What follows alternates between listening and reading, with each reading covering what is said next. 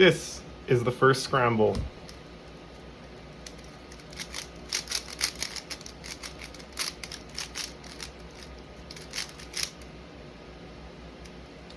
Let me get this. Okay. Let's start tracing corners. I mean, actually, immediately before tracing corners, you see this might be annoying or maybe good. So we'll see how that works out. So you reach this first. I like to cycle break it to here right away. Another one that's good is here and here.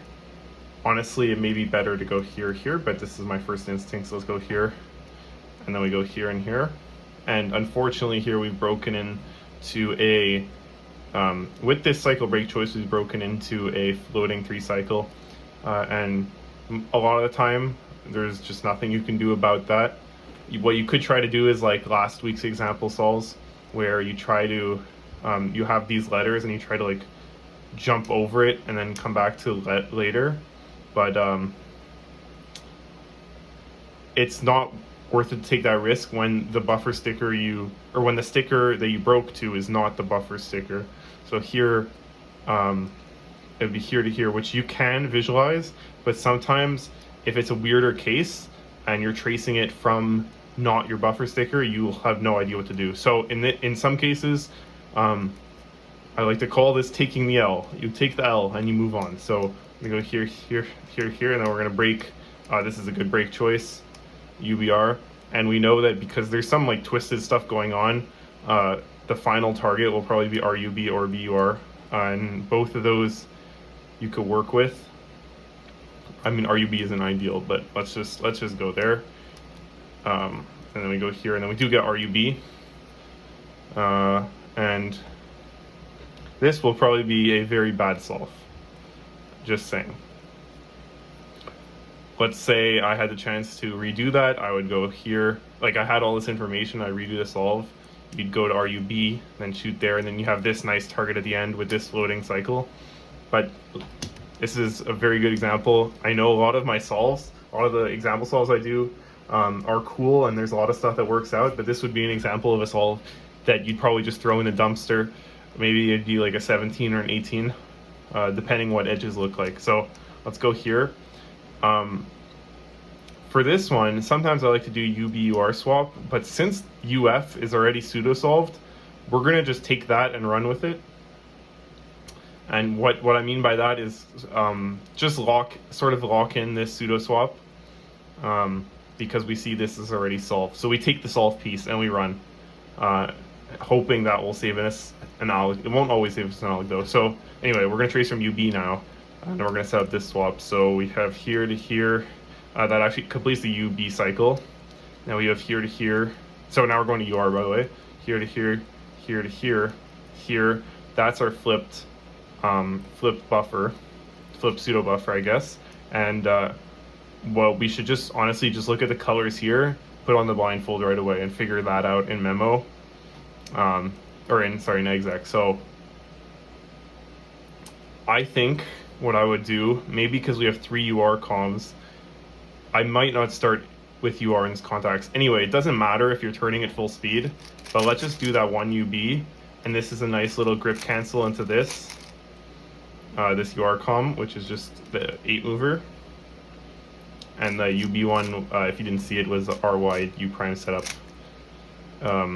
into nice case. Here, underrated case, UI2. I remember back in the days when I was learning from Max Hilliard's sheet, that hadn't been discovered yet for some reason, or maybe Max didn't like it, and so there was like weird setups into, or like canceling into this LU 7 mover.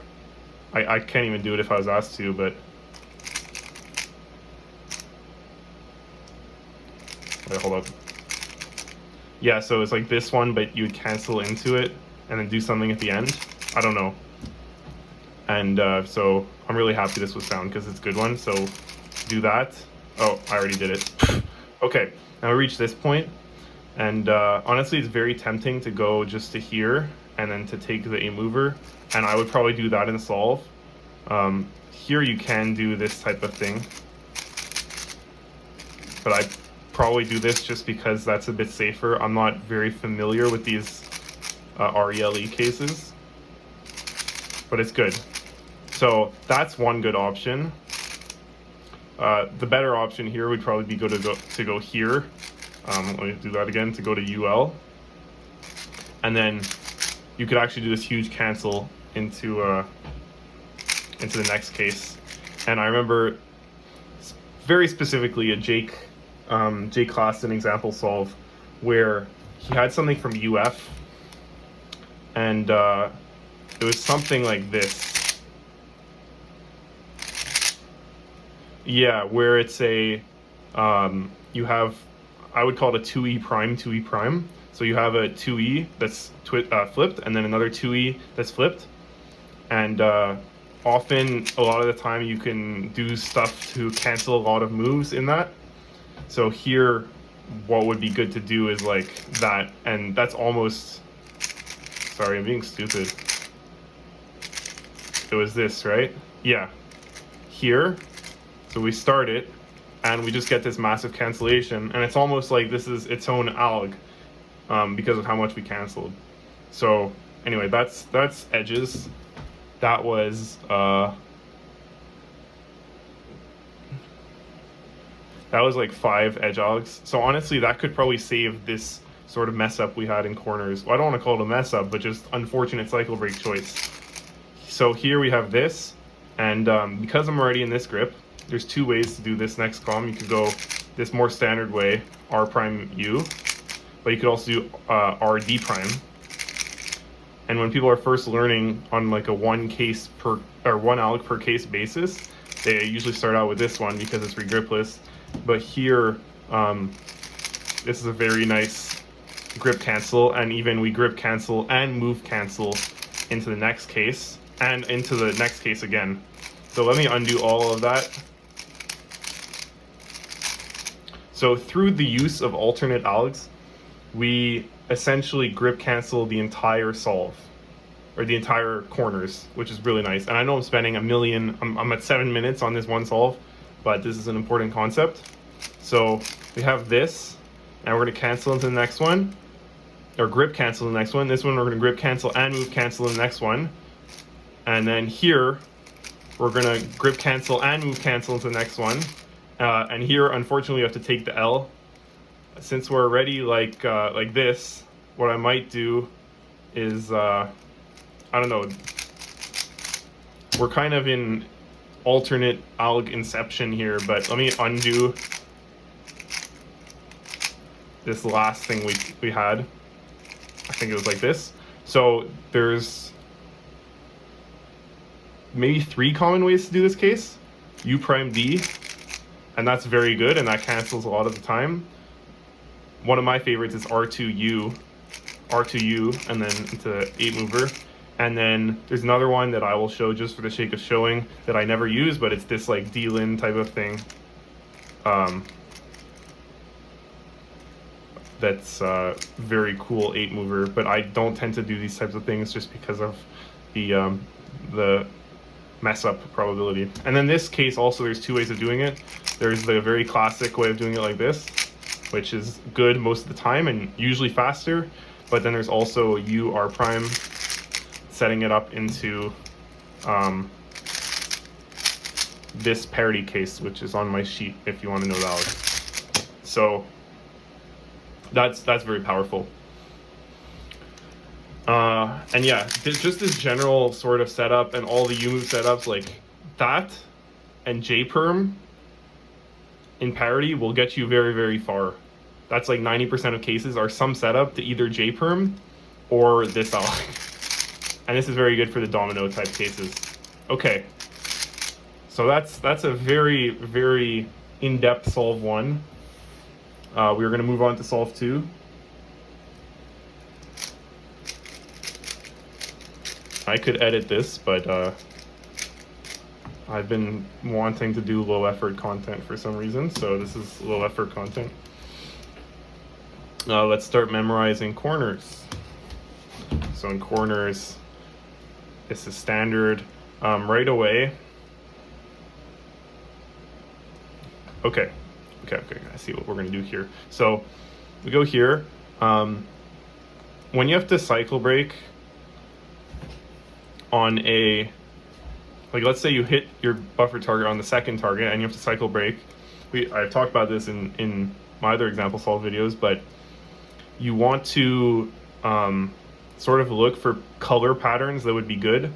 So here, just right away, I know this is going to give, UBL is going to give like the worst case in all three style, which is this one, or that. And so we don't want to do that. These three are solved already, or these two are solved. So obviously this is the very obvious. I said obviously twice, but this is the very obvious choice. So we're gonna go here, here, here, here, back to here.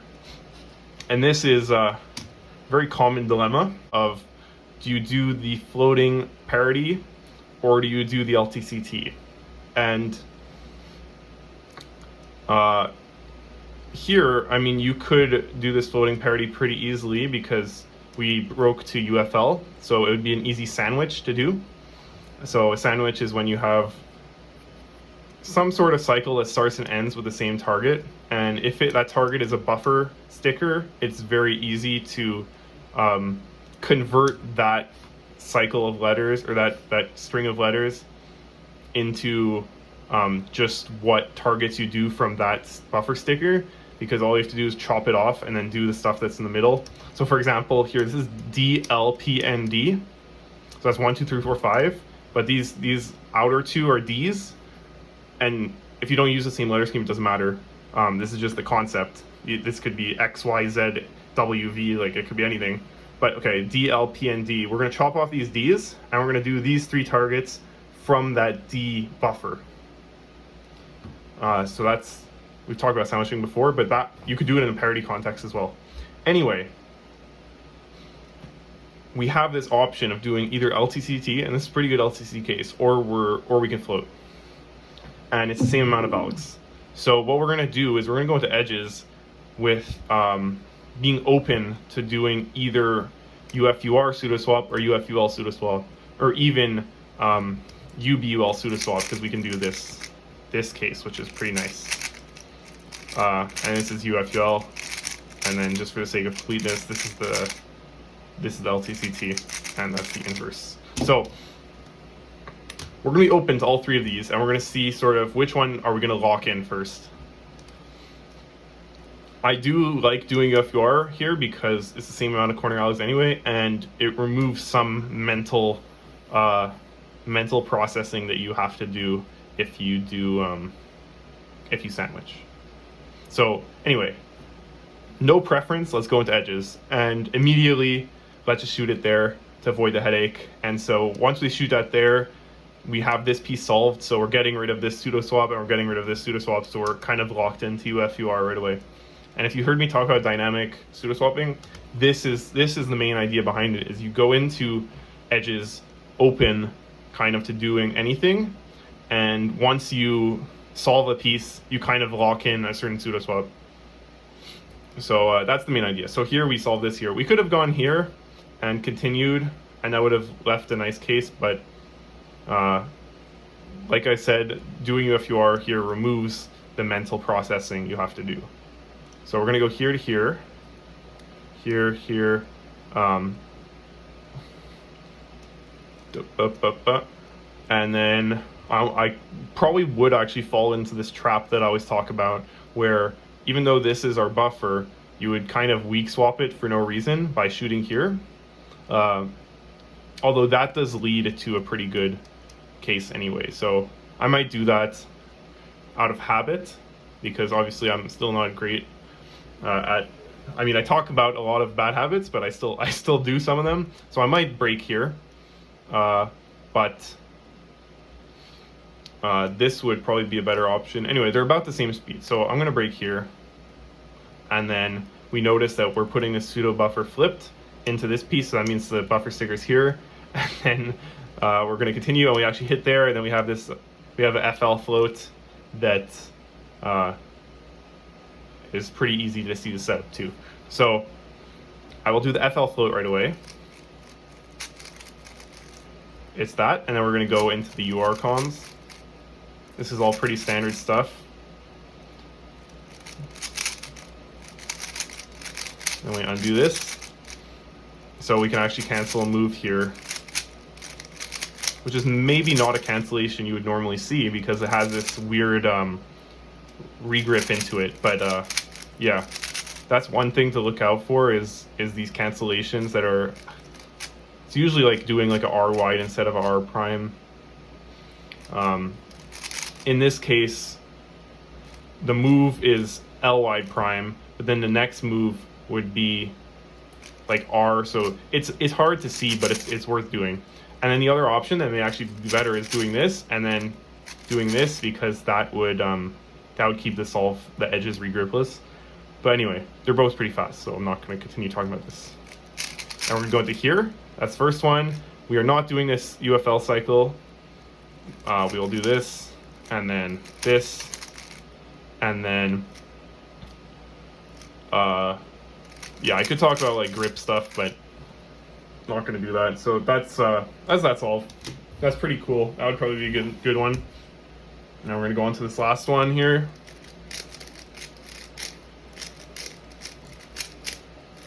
Also, I just realized I'm using the super expensive Moyu cube for some reason that I got from Berno Lee. Thank you, Berno Lee.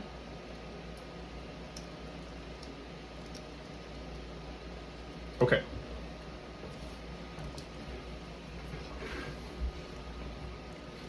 So corners. Yeah, this is pretty standard. We have LTCT here, so we're going to set up UFUR pseudo swap. Okay. I was saying a lot of stupid stuff, so I had to cut there. But so we have this, and then we have LCCT. So we do notice this is pseudo, like we could break into UB, like some target here and then do that alg, and that could be good, and it could save an alg in edges, but it could also not save an alg in edges, and then we would have to then we would be doing an extra alg through breaking into this instead of doing LTCT. So think of it this way, like if it is saving an alg in edges and adding an alg in corners, that's the same as adding an alg in edges and saving an alg in corners. However, if these two are the same in edges, if it's the same, then doing this UBL thing will add an alg to the entire solve, and LTCT will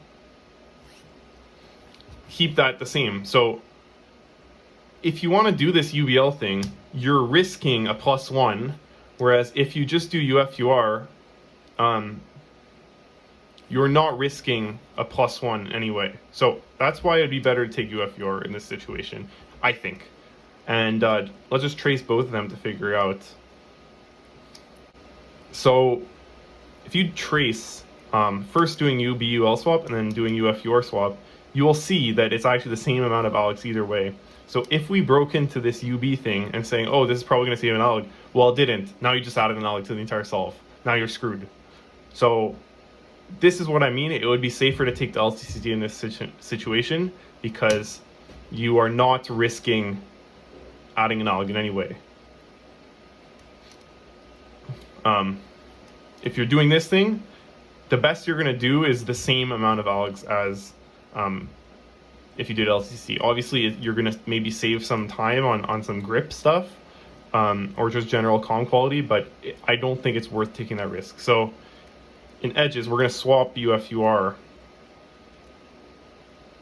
And so we reach this, and we reach our like a pseudo buffer. And what that allows us to do is float, and that's what makes it so that even though we have this solve piece, if we're doing this swap, this float sort of offsets that anyway and makes it so that both pathways are the same. So that was very complicated. Basically, you don't want to risk things that have at best a net +0 effect. So now we're going to float here. and there's only one option. So there's no cycle break options here, so it's pretty linear. Here we can cancel, even though I don't often cancel these things because it can get trippy sometimes. Cancel with these, I don't know how many moves there are, 9 moves maybe? But the LEU spam. And then here, like this, pretty standard. We're gonna go into here. Next one, we have this annoying thing, and then boom, and that's the solve. And this was very long, but again, I say this every single time it's long, and it's always long, but there was important concepts covered that I don't think are documented elsewhere, so I'm happy about that. If it was long and I was talking about random BS the entire time, then I would be sorry that it's long, but I'm not sorry that it's long. Anyway, I will see you next week.